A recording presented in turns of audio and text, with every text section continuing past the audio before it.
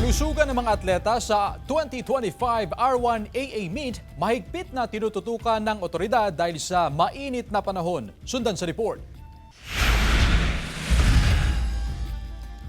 Sa huling 2 araw ng sagupaan ng mga atleta sa iba't ibang laro sa Region 1 Athletic Association Meet, makikita ang determinasyon ng bawat atleta na manalo sa kompetisyon. Nagtagisan ng diskarte sa pag-iisip ang mga chess player. Nagbakbakan sa boxing. At dahil sa nararanasan pa rin na mainit na panahon, nakaantabay ang mga otoridad sa kalusugan ng mga atleta, lalo na sa mga outdoor game. Ayon sa tagapagsalita ng R1AA Meet, wala pa naman daw silang naitatalang nahimatay na atleta dahil sa init ng panahon.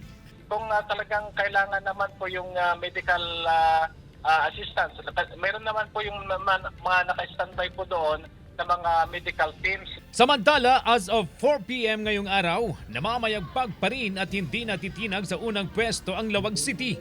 Nakabuntot naman ang Pangasinan 1, pumapangatlo ang Pangasinan 2, pang-apat ang Ilocos Sur at nasa ikalimang pwesto ang Urdaneta City.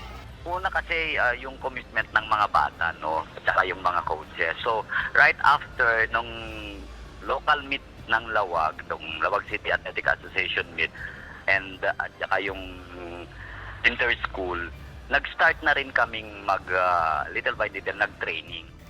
Kasama si Daryl Peralta, CJ Torida, One North Central Luzon.